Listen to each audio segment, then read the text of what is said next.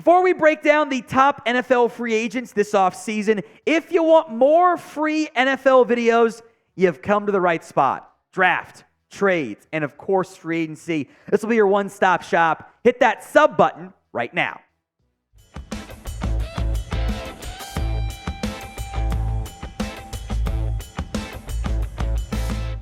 We'll go 25-1, my top 25 free agents. You can yell at me in the comments. That's fine. Number 25, how about the play of Patrick Queen? He gotten better each and every single year. I think is the best available off-ball linebacker in free agency this year.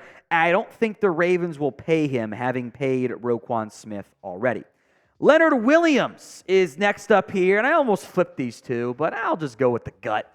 Williams got traded again to Seattle. Not sure he's going to be back, but he's still an impactful, valuable defensive tackle. We'll group 23 and 22 together a little bit here. It's Marquise Brown and Calvin Ridley. Two different stylistic wide receivers, but also two players that they've never really fully lived up to expectations this year. Do you guys know Marquise Brown had 574 yards this season? It's his lowest ever. The Jags everyone was convinced, and I fell for it too. Calvin Ridley and Trevor Lawrence, it's going to be so good. Ridley went for 1,000 yards, but did it ever feel consistent enough? Not necessarily. So, former first-round picks, former wide receivers, there will be interest there, and I don't think, maybe Ridley does. I don't think those guys are going to get tagged, by the way. Number 21 is Bryce Huff. If you're putting together your all underrated, all advanced stats analytics team, Bryce Huff probably going to be on that team, by the way. 10 sacks this year, which we were like, hey, he gets pressures. His breakout year is going to happen. It happened. 10 sacks this season for Bryce Huff. He's a pressure machine. He's a little bit of a rotational piece, more so than an every down pass rusher, but 10 sacks gets you paid. I mean, Trey Flowers got like 8 a year and got $17 million years ago. That's like 23 now. He's going to get a bag. Michael Onwenu next up here. Not too many offensive linemen on this list. We'll get to some names left off here because most linemen don't reach free agency, by the way, the good ones at least. Onwenu's kind of bounced around from guard and tackle, sometimes do it to his detriment, but I think there is value there, and I'll put him as my top offensive lineman in this year's class. Number 19, Baker Mayfield. We have swung too far in the pendulum, though. We are now believing again in Baker Mayfield. And Baker Mayfield is better when nobody believes in him. So they are underdogs against the Eagles in the playoffs. That might come back into play there. He's a bit banged up right now, but he played pretty darn well in Tampa. Credit to the supporting cast and coaching staff as well. But it was a very impressive season for Baker Mayfield this year. So is Baker Mayfield once again a franchise quarterback? This one I'm sure will bring debate. Sound off in the comments section. Why for yes and for no, especially if the ad comes here on YouTube. Number 18, Kendall Fuller, the Washington Commanders cornerback. He played very well this year. I think he's a bit of an under-the-radar name. We're getting to kind of a near-tier gap here with two good defenders that maybe aren't the sexiest names. Kyle Duggar is number 17 here, a player I have always been just a massive fan of.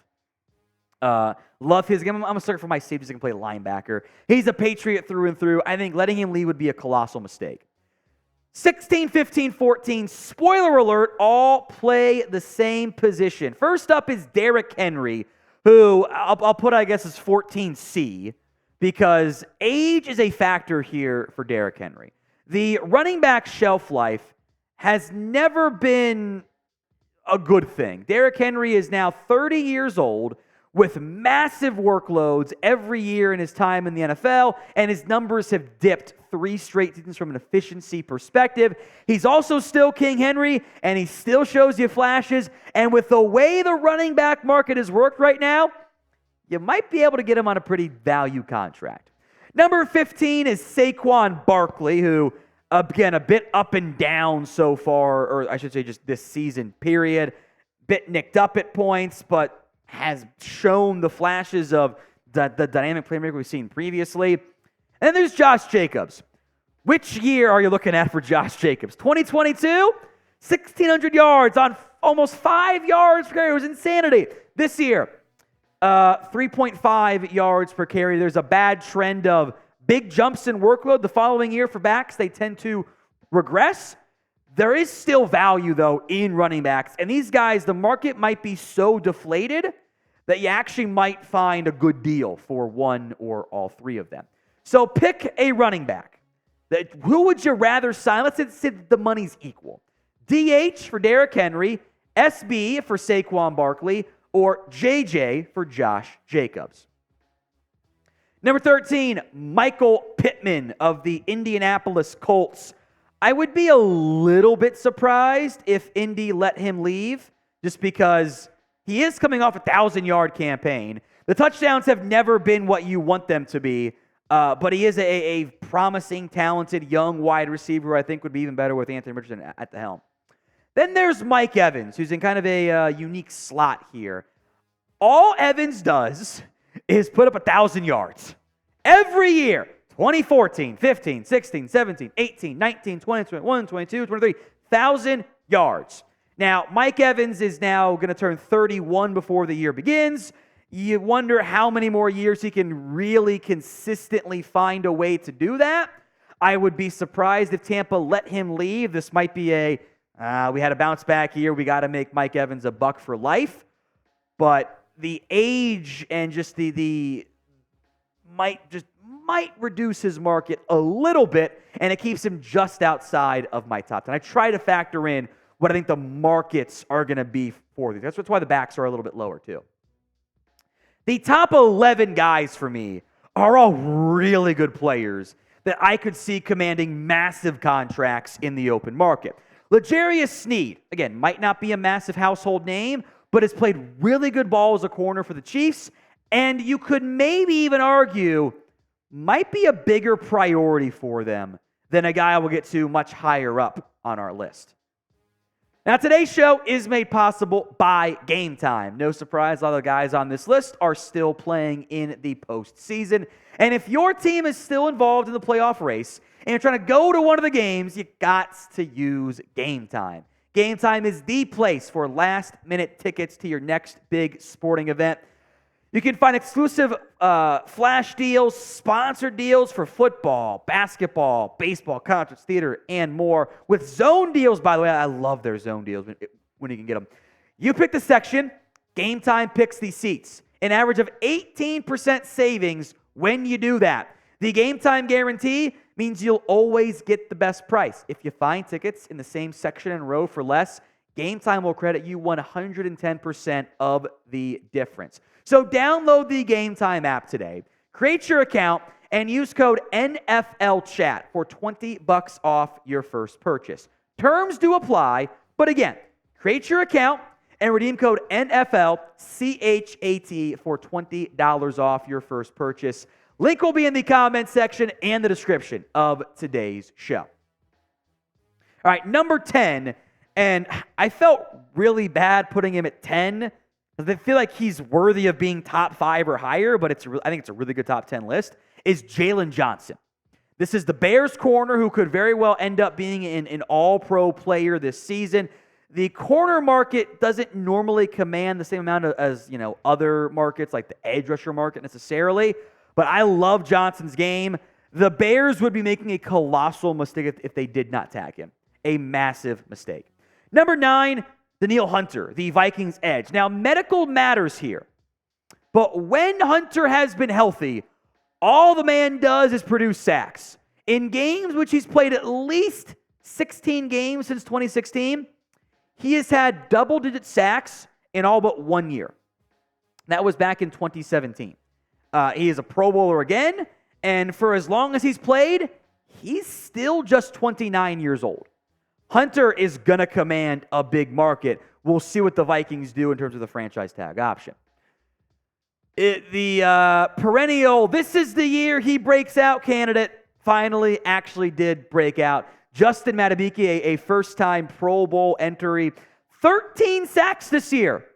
That's Aaron Donald production, by the way. He might be an all-pro player. The advanced numbers were always favorable. Now the regular numbers bear that out too. He's going to be a free agent. The Ravens, I think a tag could make some sense, but tags get expensive for defensive linemen. They'd love an extension, but they got some tough calls to make with the way they're pending free agents. It's a sign of good coaching when a lot of one-year guys and veterans have sudden their best years ever. Normally a good coaching thing. They want to keep Madubuike.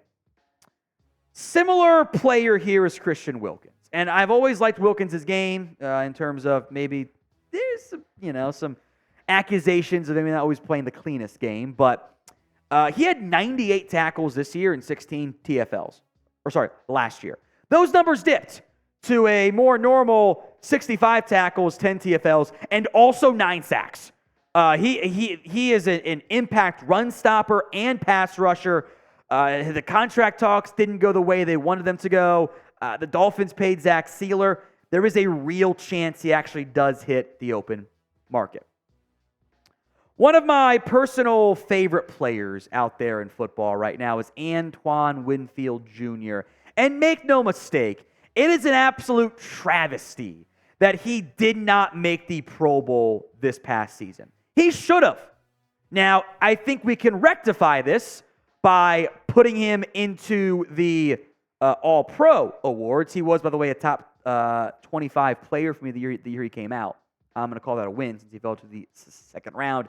Undersized, ball hawk safety, just constantly make plays. I love what Winfield brings. But the Bucs are in a tough spot here. You only got one franchise tag. Are you going to tag Baker and your quarterback or risk losing the quarterback? Or are you going to tag Winfield? Or can you get a deal done before that? We'll find out in the coming weeks. Number 5, Tee Higgins.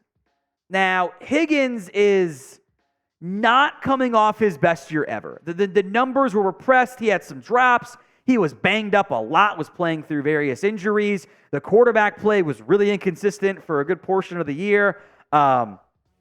So I think that'll be overlooked. The franchise tag is $21+ million. The Bengals might not do that. And in that scenario, if you're like Carolina, aren't you throwing all of your money at Higgins and saying, we need a real receiver one, which we think Higgins can be? I think that could very well come true. Number 4 is Brian Burns. We're once again back to Carolina. Why haven't you paid him? You weren't that close last offseason. You traded DJ Moore instead. You might have made a mistake there. Carolina lets Burns walk. I think that'd be just a head-scratchingly confusing move. Same with Josh Allen and the Jags. I would be surprised if both of these edges weren't at least franchise tagged. Look, Allen's status is he's coming off one of his best years ever. He's been very impactful in terms of just everything about his game.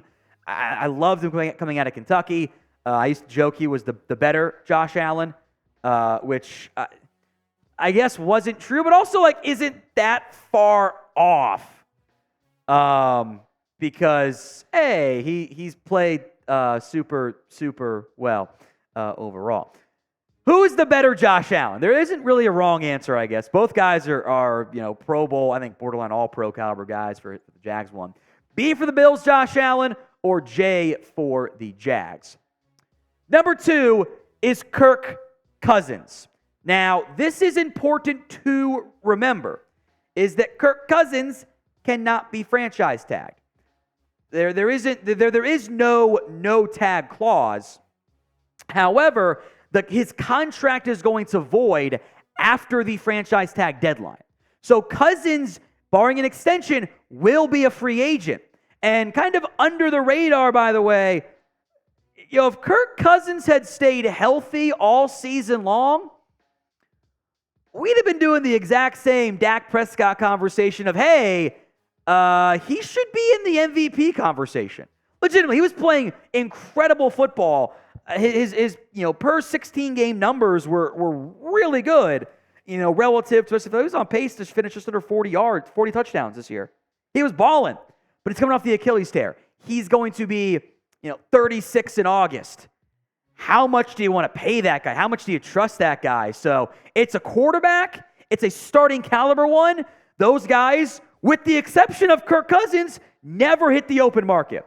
That's going to change this offseason, but the injuries make it confusing. Finally, Chris Jones, the Chiefs defensive tackle.